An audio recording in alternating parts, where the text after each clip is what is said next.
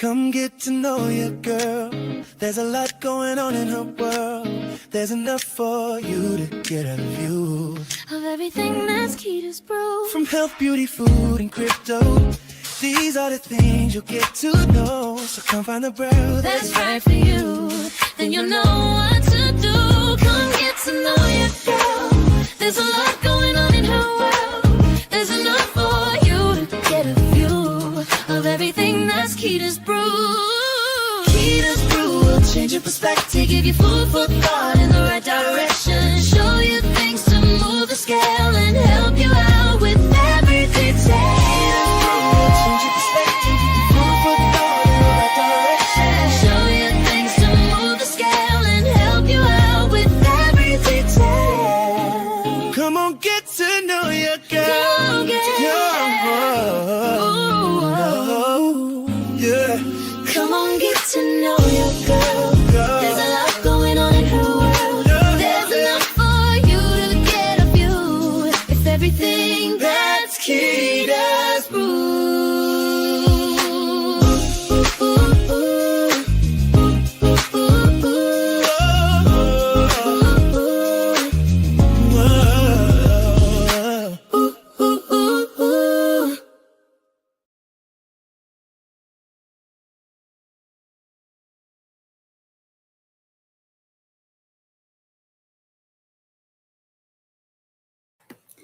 Welcome to Keda's Brew TV. I'm your girl, Keda, and we are here to do some crypto updates this evening. Oh my goodness, what a week has been going on for sure. We have seen the markets dip quite a bit. Bitcoin has been under $90,000. And this is amid a lot of volatility. Based around, just analysis, not really having a great performance, interest rates, and things of that nature. And I've been seeing a lot of different types of sentiment when it comes to this market being down. And as a person that is an investor, I see it in a completely different way. I see the dips as opportunities as opposed to doom and gloom. So we've been kind of programmed a certain way that if we see things in the red, it's time to, it's time to sell. And we've been taught that if things are in the green or, in the black and they're going up, that's the time to buy. And I think that's not so great way to look at it. We kind of were programmed that way. Green means go and, red means stop. So for me, I think it's completely opposite in this particular field. So I think it's going to be very interesting to see how the markets rally and how they start to move their way back up. Now, one of the first things that I do want to talk about is Tilray stock rising, and it did a rally as there has been a new classification for cannabis, and that was announced last night on Donald Trump's, or rather President Trump's address that he had last night.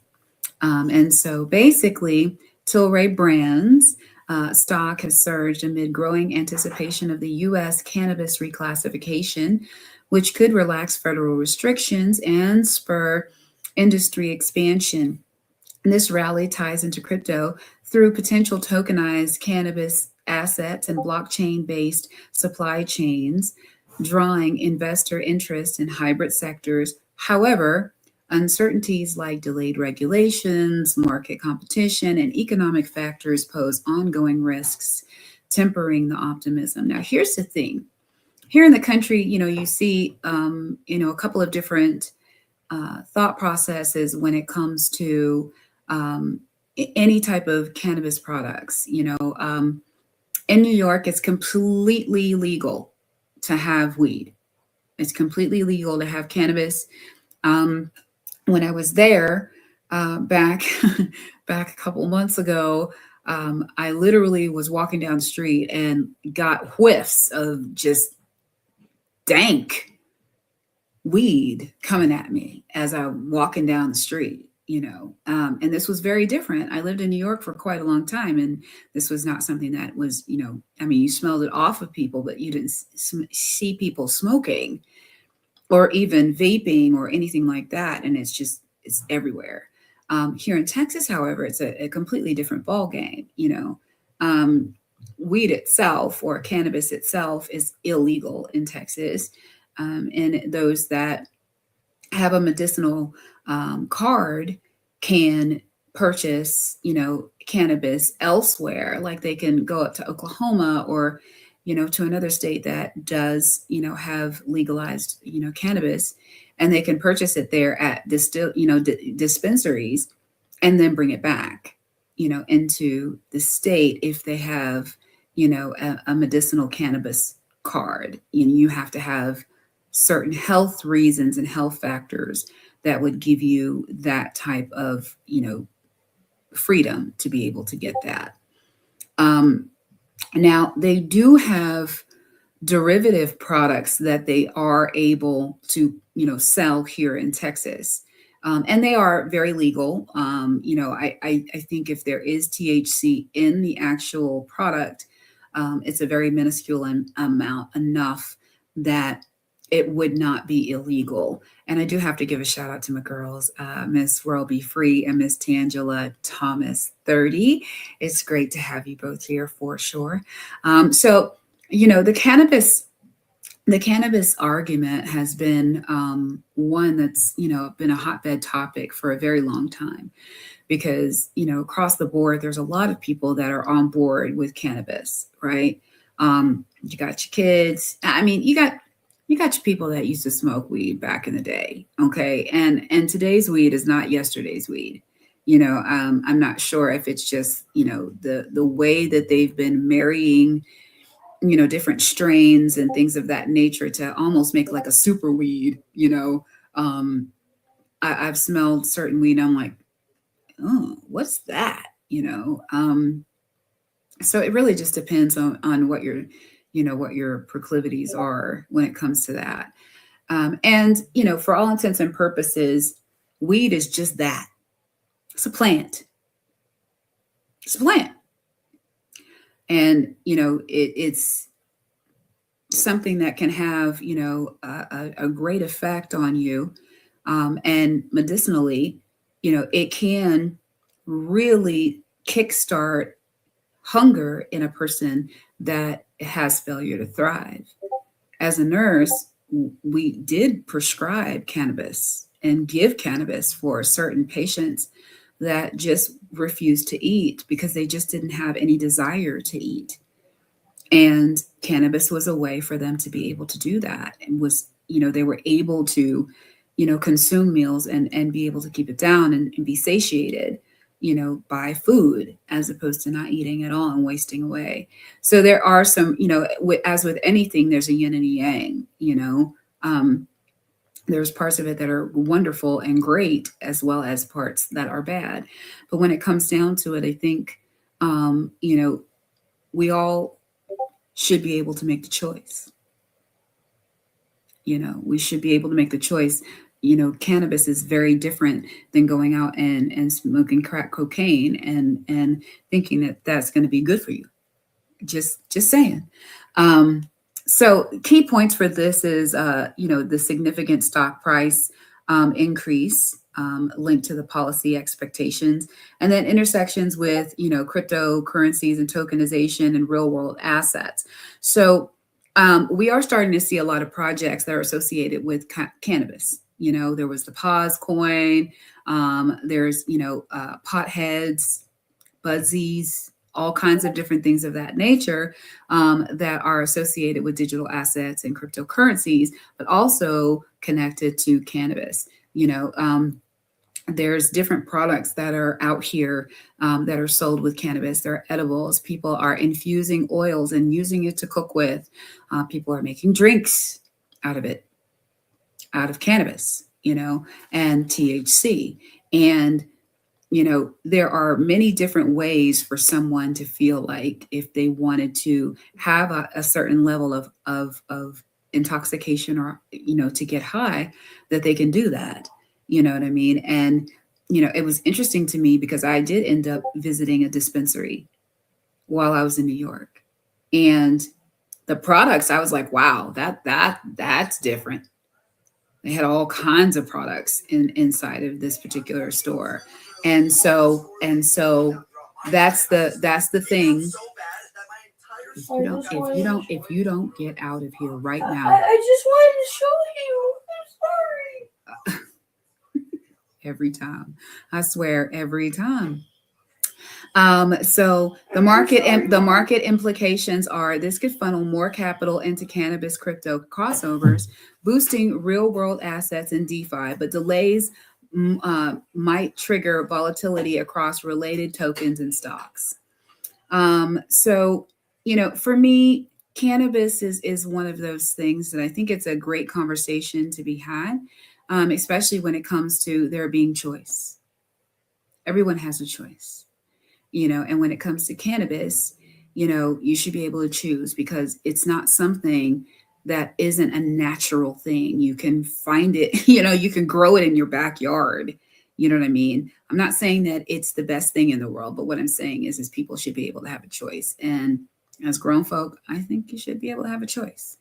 The next thing that I want to talk about is Korea drives 57 million in Q2 visits, but on-chain retention remains only 1 to 2%. So South Korea topped Q2 with 57 million crypto-related visits, showcasing robust regional interest, yet on-chain retention hovers at just 1 to 2%, indicating most users don't progress beyond browsing to active participation.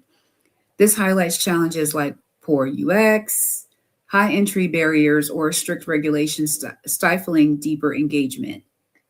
It underscores the divide between surface level curiosity, which is Web 2, and committed blockchain use, Web 3, particularly in Asia's tech savvy markets. And I think that's very interesting because I would have thought that South Korea, with it being an Asian country, would have a lot more, would have a lot more interest and would have a lot more of people that are getting into it, especially with how much they are implementing it into everyday use. But then I think about the population, and maybe that has to do with the different generations. I think a younger generation would definitely be more apt to have cryptocurrencies and digital assets and, kind of be in the way of that. And it does serve that unless they're already tech savvy, a lot of older people are really not interested in something that is as new as digital assets and cryptocurrencies. For us, it isn't that new. For them, it's absolutely brand spanking new, and especially with where they're coming to now. I mean, and don't get me wrong, there's a lot of people that are up in age that have a lot of information and do a lot when it comes to digital assets and cryptocurrencies, as well as just into the Web3, space in general. So I think that it's going to be very interesting to see that. When it comes to market implications, it says low retention could slow Asia's crypto growth, depressing token values in user-dependent ecosystems. It signals a need for better onboarding to sustain bull runs. Now, I don't know if that's a spin or if that's just them fear mongering that there's not as much adoption in South Korea, but then we're talking about South Korea again. So we shall see. I mean, I think that at the end of the day, in order for people to be able to transact, to get things done, to be able to move through, they're going to have to learn anyway in order to be able to participate in a lot of things, unless they just have a whole ecosystem there that does not need or doesn't have to run on any type of digital asset or cryptocurrency or blockchain or anything like that. Then they might do well, but otherwise, maybe not. We shall see. We shall see. Who knows? it says that the third thing that I'm going to talk about is a hyperliquid price weakens below $26 as oversold signals fail to stop bears. Now, for those that are new to, any type of financial discussions, you got your bulls and you got your bears, right? So your bulls are the people that are super excited. I'm bullish on this. Oh my goodness, this is awesome. I'm so bullish. This is a bull run, all of that. That's what the bull is, right? Then you got those that are sitting over here. Nah, that's not happening. That's not how that's going down. We don't like that. Those are your bears. Bearish about it. They're gonna sit down there and they're gonna hibernate. That's what that's looking like. Okay. This is for those people that are not really privy to this and you're seeing this like, what is she talking about? And so basically, hyperliquid, which is hype, that's the ticker, has dipped under $26, with bearish forces ignoring oversold indicators that usually hint at rebounds, reflecting intense selling in a choppy market. This points to liquidity issues and competition in DeFi platforms where sentiment can shift rapidly. Absolutely. People are very, wishy-washy in the digital asset and cryptocurrency space. The decline serves as a cautionary tale for altcoins in bear phases, emphasizing the role of technical analysis in volatile environments. So basically, when it comes down to it, it's one of those do your research. And in a lot of instances, a lot of these projects come out and, there's, a lot of hype around it. You got, your hype girl or hype guy, and they're out here explaining how this process is and what's supposed to be great about it and all of that. And then, the glare and, the shininess of everything wears off, and then you get to see who are the real investors, who's really out here, who's really in this because they really believe in the project or they really see the utility in the project. And it's very possible that, that could be true or it could be not. You know what I mean? It could be a great project, great tech, all kinds of things of that nature, but still hasn't had a foothold in the market. You know what I mean? So, and not to mention the markets are down. Okay. I think some of these reports are a little misleading. The whole market is down. There's definitely fear and uncertainty right now across the board. We're going into the end of the year. A lot of people are uncertain. There's been all kinds of hype talking about, we're supposed to be at this, a certain amount of trillions of dollars market cap for the entire ecosystem and all of that. And, we're supposed to have, this amount of money into this particular token by the end of the year and all of that stuff. None of these people know that. Not name one of them. We're in a speculative market. Speculation. That's what this is. We are not in a utility bull run yet. And we haven't gotten there. And I think that's important for people to understand. You can definitely be bullish on your projects. I am. I'm bullish, like straight up, regardless of whether we have a dip or not. I'm like, oh, that's an opportunity. I got an opportunity to get some more, especially in an asset that you can get whole coins of or whole tokens of. I'm just saying, because that's where you win. Studies have shown that those people that buy assets and hold them, just chill and say, okay, I've got it. It's growing. Okay, cool. And just let it sit. Now, with some coins, they were built to be utilized. They were built for utility. And so right now, we are not in a utility bull run. Right now, we're still in the speculative phase. So as we're in that, we should see some of these things as just what they are, speculation. Somebody speculating what it's going to go to and when and why, you know.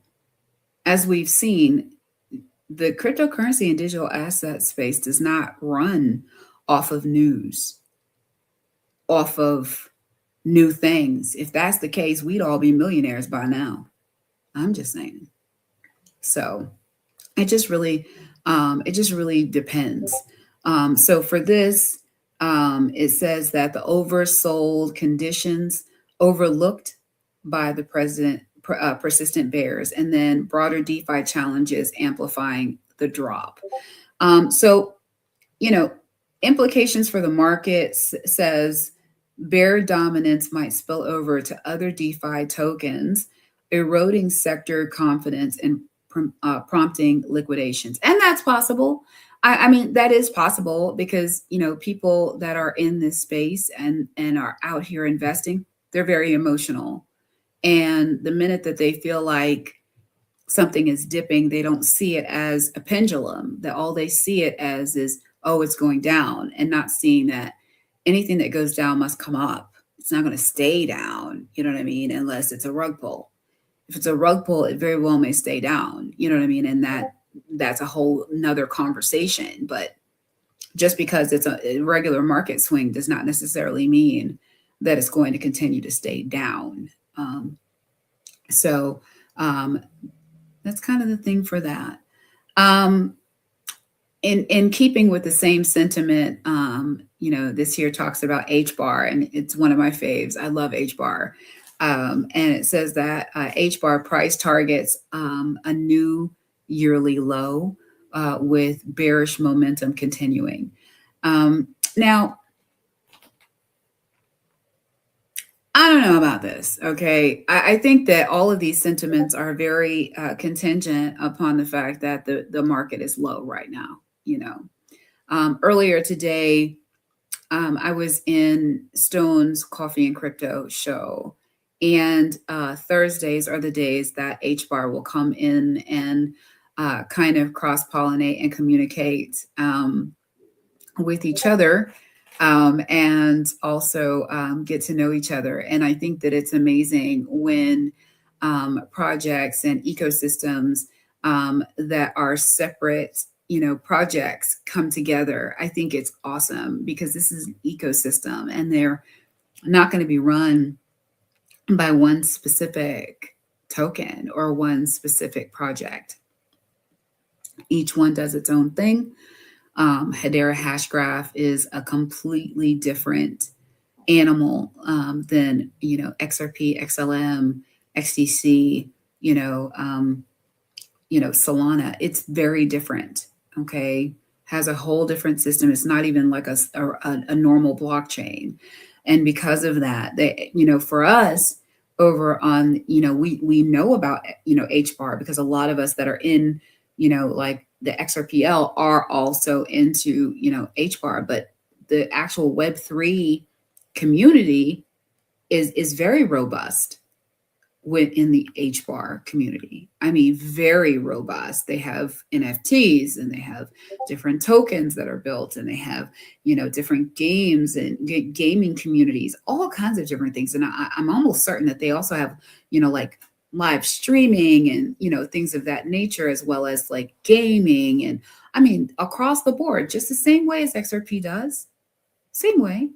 And so it just makes sense that these particular projects align, and because it's not about competition. H bar does something completely different than what the XRPL and XRP does.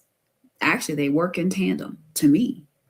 So I think it's very important for us to, really kind of take some of this news with a grain of salt. Actually, a lot of this news with a grain of salt. And so one of the things it says is that it's approaching a new yearly low and sustained selling without reversal signs. So we'll see. To me, I just think this is another buying opportunity for H bar. And I'm looking for it to go back down towards where it was before, because I remember when H bar was, like 8 cents, 8 cents a coin. Yeah, that kind of thing. So I'm not complaining. I'm not complaining at the fact that it's kind of dipped a little bit. This is kind of good. I'll take it. Um, now, okay, we're going to go here. Will Bitcoin price rise or fall after the BOJ rate decision of December 19th? We will see.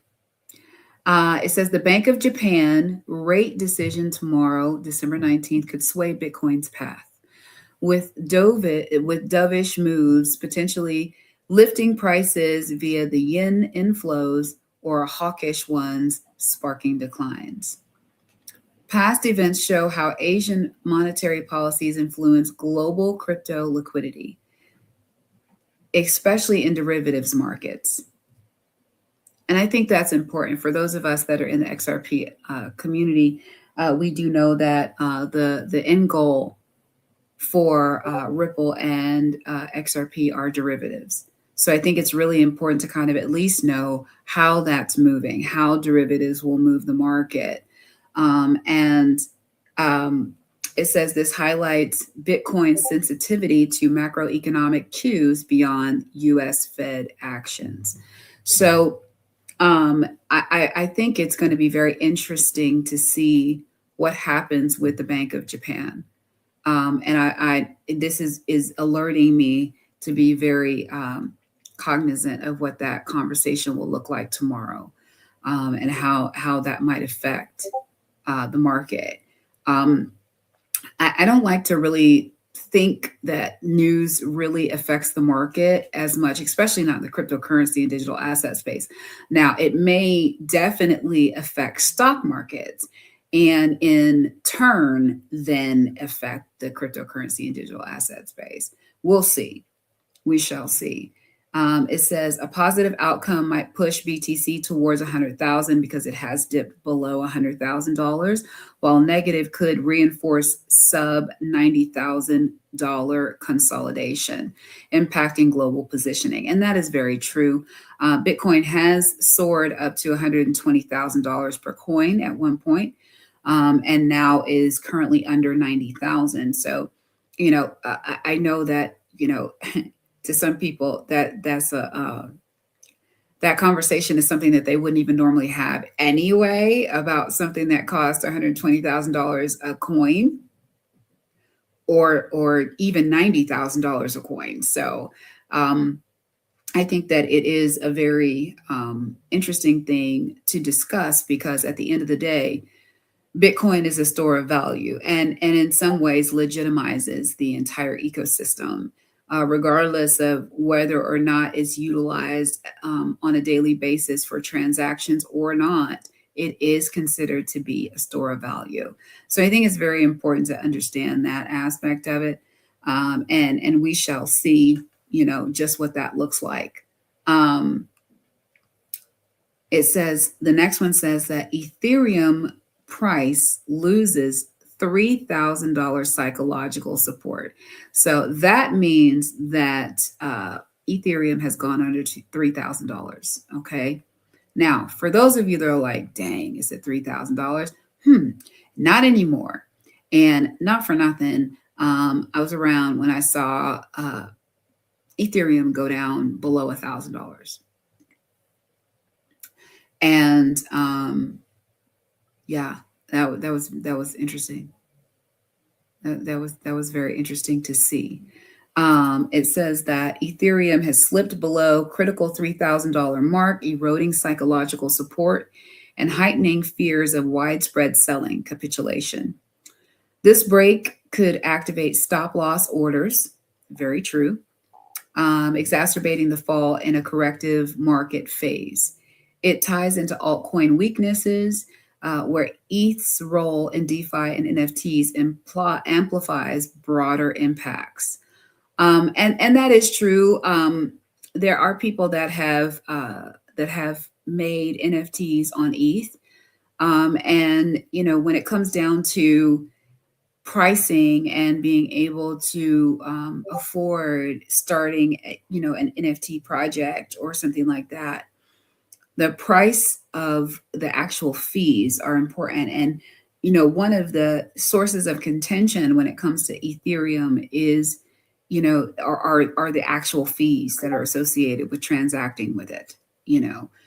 It's almost kind of difficult to even think that you might want to do transactions with it just because of how expensive it is to be able to transact with it. So when it comes down to it, I'm very interested to see how far down ETH goes, whether or not it will, rally and go back up, or if it's going to take a tumble. We shall see. There is, definitely, again, the risk of elevated risk of mass capitulation. And then it ties to sentiment driven correction. So, I mean, this is kind of what we're seeing across the board as we're going through the different news that's coming through. Is just, this sentiment of everything is going down. So, that speculation aspect of it is causing people to put in lower orders, as well as try to, to even time the market. Some people are looking at it as buying opportunities, as they should. You know what I mean? They definitely should.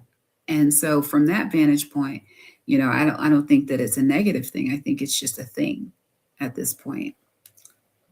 Let's see. Bitcoin miners face fresh Chinese crackdowns as Xinjiang shutdown cuts hash rate 8%. So if you're thinking about the hash rate, a hash rate, and I'm going to look that up because I want to be able to give you good information on what a hash rate is.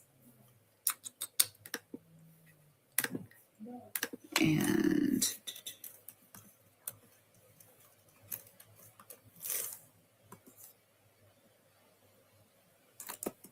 okay, so the hash rate is the measure of a computer's or network's processing power, calculated as the number of cryptographic hash calculations performed per second, crucial for proof of work blockchains like Bitcoin to verify transactions and secure the network. It's measured in hashes per second with prefixes like tera, which is trillion, or exa, quintillion, indicating higher security and faster transaction processing as it increases. So this is good to kind of understand because, when it comes down to it, thinking about what a hash is important, and especially that lets you understand it because we talked about Hedera, which is H bar, which is Hedera hash graph, right? And that's what made me decide I wanted to get into H bar, was because my older brother was mining Ethereum. And because he was mining Ethereum, that's what he was always looking at, was the hash rate. And I didn't understand what that was. But when I saw that there was a coin called H bar and it was associated, and the name of it was Hedera hash graph, I was like, oh, I need to get into that just because of that. Just because I knew that it was associated with being able to mine, and I'm like, well, if they're doing so well with it, with this mining and proof of work, then I need to be in and on this coin. So that was the reason why I had gotten into H bar. So it says renewed Chinese restrictions on Bitcoin mining, including the Xinjiang facility shutdown, have slashed global hash rate by 8%, disrupting operations and promoting relocations. This continues Beijing's anti-crypto stance, affecting energy-intensive networks post-halving. It raises questions about the mining decentralization and supply dynamics. So that's a lot, you know what I mean? And there were a lot of people that were out here mining like crazy, you know what I mean? Like literally setting up whole rooms or whole homes, or just mining farms here in Texas. They have quite a few of them in the southern part of Texas.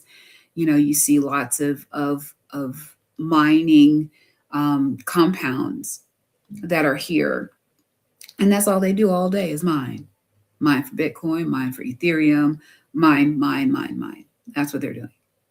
you know but if you're the only issues that I've always had with it is the amount of energy that is expended when they're mining, you know and then also how that affects those that are around those mining compounds, whether they're affected, you know what I mean, whether they are able to live, viably well with all of the utilization of the electricity in the area. um, and if there's any issues with health that are associated with that would be my concern and my thought process concerning that. Does anyone have any questions? I know there's 5 people in here, and I'm not taking that no way. I think that's a great thing. I like a small group of folks. It's always a cool thing. I'm glad that you all are rocking out with me tonight, because this is a great this is great content in the sense of just being able to just discuss these things and also to work through them in my brain. So I thank you all for being here for sure.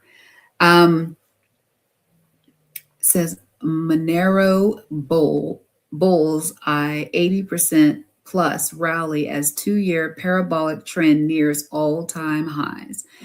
So it's Monero, which is XMR, is a 2-year parabolic uptrend nearing record highs, with bulls forecasting over 80% gains driven by rising privacy demands. Strong technicals position it as a go-to for anonymity-focused users amid increasing surveillance. This bucks altcoin trends, emphasizing privacy coins' niche appeal. I'm going to look up Monero because this is the first I'm hearing of Monero.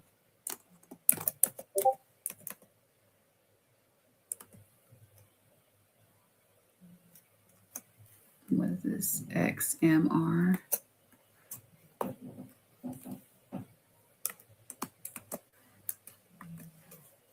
Okay. Okay.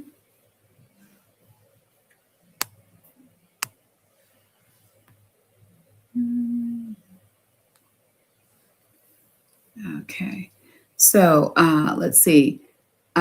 It says Monero is a blockchain-based cryptocurrency which is private, untraceable, fungible, and decentralized.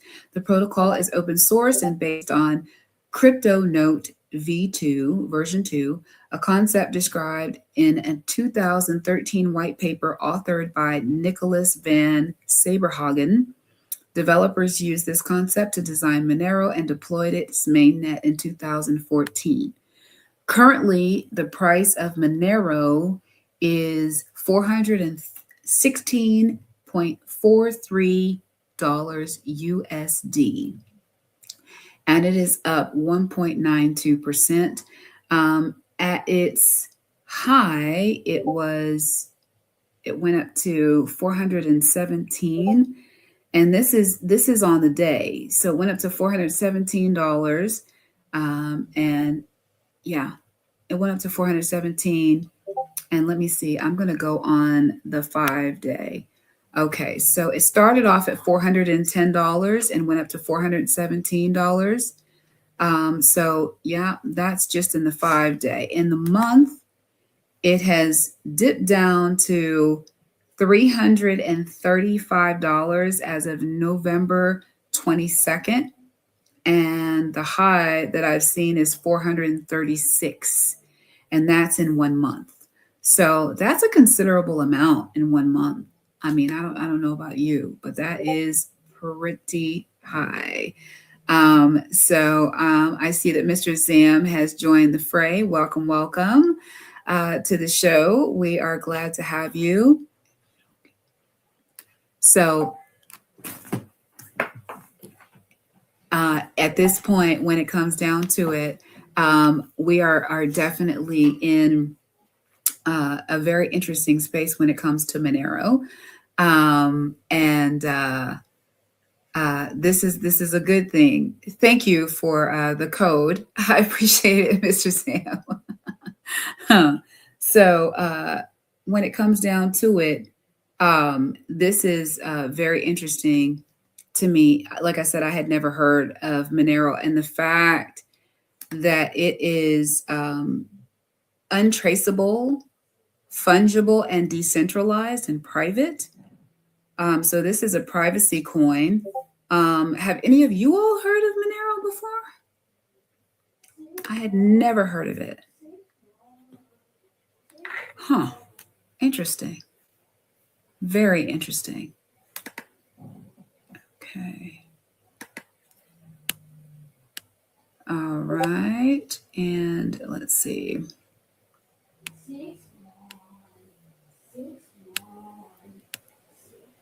So I don't even want to bring this one up. Dogecoin price forms bullish reversal setup as whales buy and exchange balances drop. And it states here that Dogecoin is showing a bullish reversal pattern bolstered by whale purchases and falling exchange supplies, which reduce available selling pressure. This indicates growing confidence in meme coins amid community hype.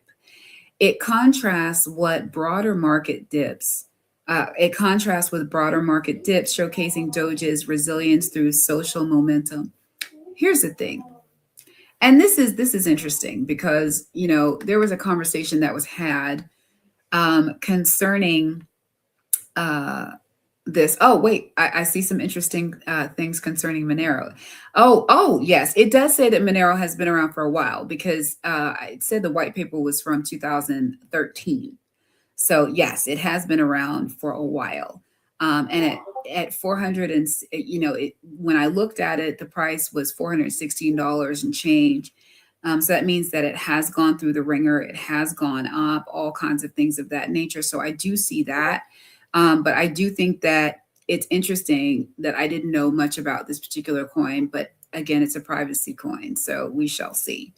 When it comes to this particular discussion concerning Dogecoin,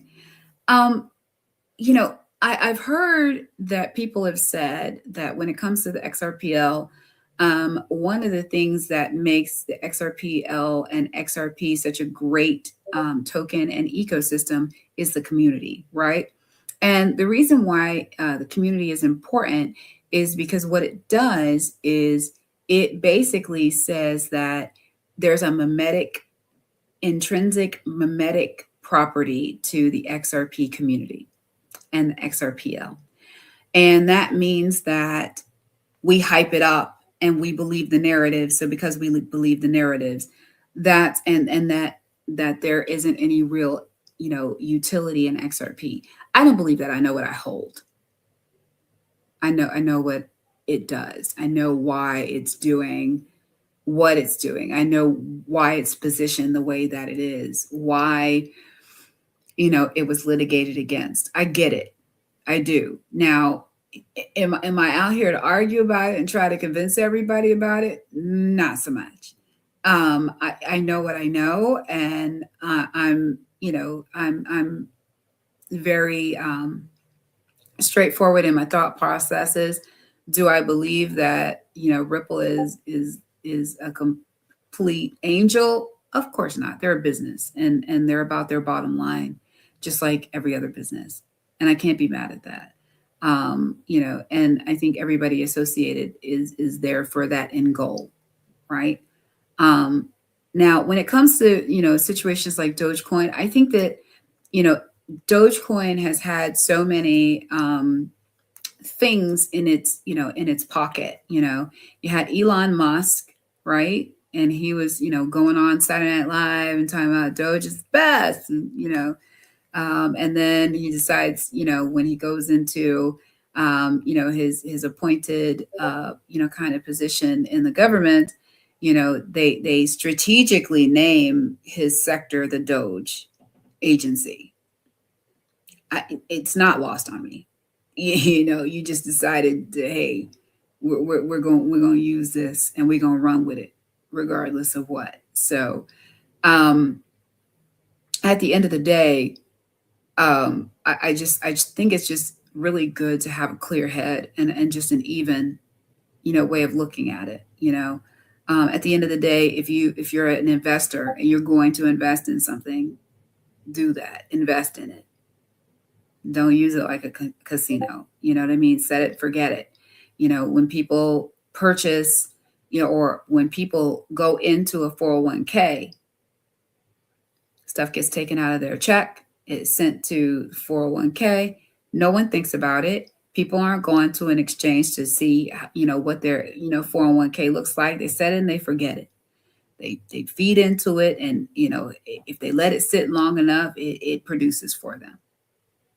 You know what I mean? So we shall see how that works itself out. I don't, agree or disagree when it comes down to it. I just look at it as, I think that a lot of people do not look at digital assets and cryptocurrencies as a actual investment like they would a piece of land or a piece of art or something like that nature. And I just find that sad that people don't treat it that way. You know what I mean? Because it is an investment. You know what I mean? At the end of the day, and it's been proven that those that when it comes to these investments are people that invest and hold their investments. Those that hold and then leverage against the assets that they're holding. That is the way. You know what I mean? That's the way that people have lived their lives and won on many occasions. And wow, I've been talking for like 46 minutes. Go figure. So, for me, I kind of take a thought process when I'm seeing those types of sentiments, because I don't necessarily subscribe to those. I think I'm a little bit more level headed with it, and a little less emotional when it comes to that. Don't forget to like and subscribe and share out this space. I mean, we're almost at the end. Don't forget to do that, because, people need this information. People need a dose of reality. Sometimes, you know, it's like that, you know. And so I hope that everybody is really getting ready for Christmas. Christmas is next week, and you know, I'm not gonna say I'm ready. I'm not. I'm not ready, but I hope you all are. I hope you all are excited for the holidays, seeing friends and family and all of that. I also hope that you all will um, also look after those that have lost folks, and check in on them, make sure they're okay, make sure they're not, kind of holding themselves up and, and not interacting, you know. It might go a very long way for them to be seen and heard. I think that would be really a good thing, and a way to kind of show some grace and give grace. You know, um, Also, yeah, what's going on with y'all? Talk to me. I'm reading this chat. I'm reading this chat. Y'all are normally talking to each other, all kinds of things like that. What's been going down?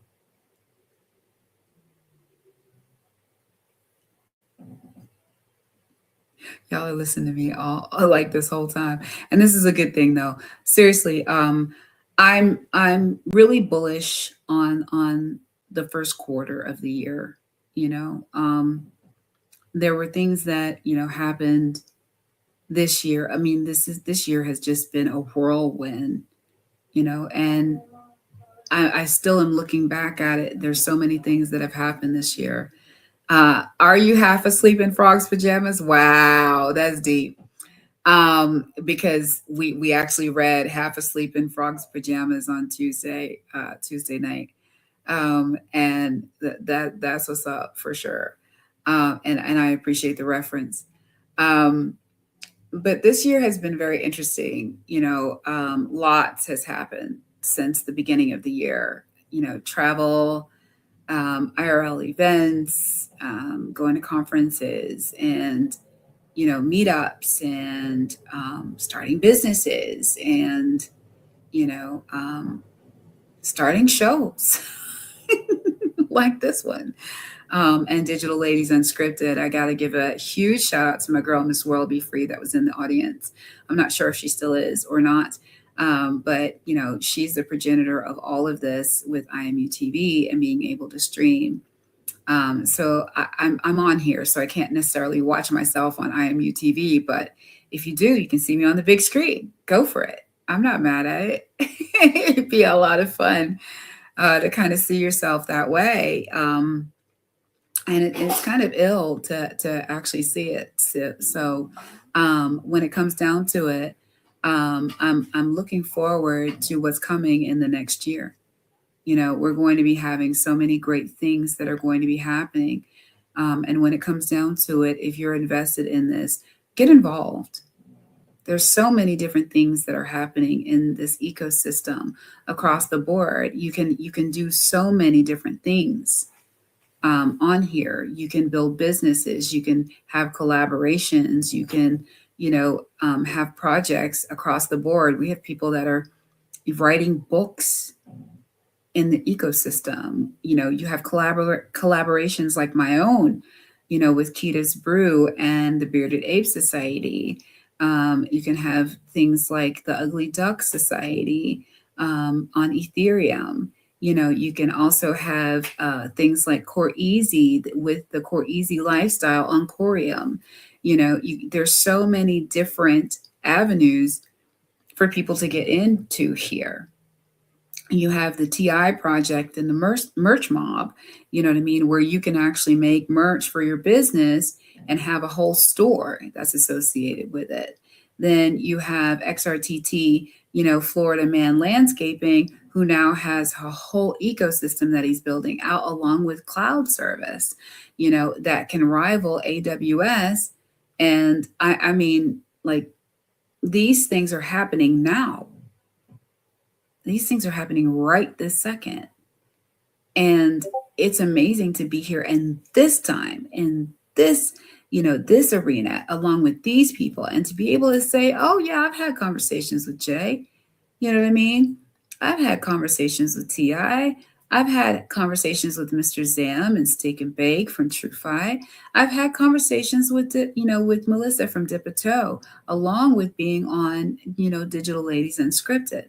So there's a lot of things that are happening right now across the board throughout this ecosystem. So it's really important that we kind of take stock of what's happening right now and what people are building, and hopefully those people out there will dip their toe and start to build their own things, their own communities, their own businesses, their own projects. You know what I mean? Who knows what's going to be going on next year? It's the second, it'll be the second year of President Trump's presidential term, and we will see what's coming. You know what I mean? I'm not going to say that everything that he said that he's going to do has happened, but he's got 4 years to do it, and I'm trying to be hopeful. I'm trying to continue to be hopeful, and I'm hoping that everybody else will. And also seek the truth. Seek the truth in what's being told to you, as opposed to what's being shown to you. And then also see the different implications, because across the board, there could be all kinds of things that are happening in the background that you have no idea about. So I'm super excited to see what's coming in the pipeline throughout the next couple of months. The first quarter is going to be very interesting in 2026. We got some really cool trips coming up, especially the one in January. So that'll be amazing. And it'll be a great place to, commune with the people in the ecosystem and my magical internet friends. and to be able to make some memories, which is great. And so, from this vantage point, I am super excited for that, and I love my son. He is really trying to get my attention right now. Really, really trying to get my attention right now. I see how this is going. But at this point, I've got like 5 minutes left. Please make sure that you like, subscribe, and all of those wonderful things. And also, don't forget that there's so much more coming up. We do have tomorrow night the Friday night fiesta with Mr. Steak and Bake Bully, and Mr. Sam and myself will be hosting. And it's a party that goes from like 6 o'clock Eastern until the wee hours of the morning. We've got everything from music, fine art, to to murder mystery and talking about different projects and all of those things. And I got to give a shout out to my son. Thank you for telling me that I need to shout my son out. My son Junior is my heart, and I am super proud of him. And he always loves to come and hang out with me. And it's kind of difficult when I'm here doing a show, because he's used to being able to just come in and say hi, get a hug, and talk to me and tell me everything. So I gotta make sure I hug him up and love him up afterward. I will have a space. I'll go over there and hang out for a little bit, and hopefully you'll come out and hang out with me and talk, and we'll enjoy some time there. It'll be at 10:10 Eastern Standard on the X app. And, it's one of those things, this is the time that you really want to make sure that you let your kids know that they're going to be able to find their love and affection from the ones that really love them, so that they don't have to go out and try to find it someplace else. I think that's a really important lesson to learn. And it's one that can be difficult for the parents, not for the kids, for the parents. Okay. Because we didn't necessarily always grow up that way. So one of the things that we want to definitely make sure that we're doing is, doing away with generational curses, and my way of doing that is to tell my kids that I love them every single day and hug them every single day and make sure they know that I am proud of them. And I think that they are gifts that were given to me. Actually, I think they chose me. I do. I think, when God was up there like, hey, which parents you think you want? And my kid said, that one right there, that chick, I like her. So I'll take it. With that, I want to thank you all for being here, hanging out with me, and all the good things. And I'll see you in the after space. And so I'm signing off. It's your girl, Keda. And I'll see y'all next week on Keda's Brew TV. Have a good night, y'all. Come get to know your girl. There's a lot going on in her world. There's enough for you to get a view of everything that's Keda's Brew. from health, beauty, food, and crypto. These are the things you'll get to know. So come find the brew That's right for you.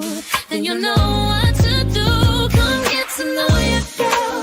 There's a lot going on in her world.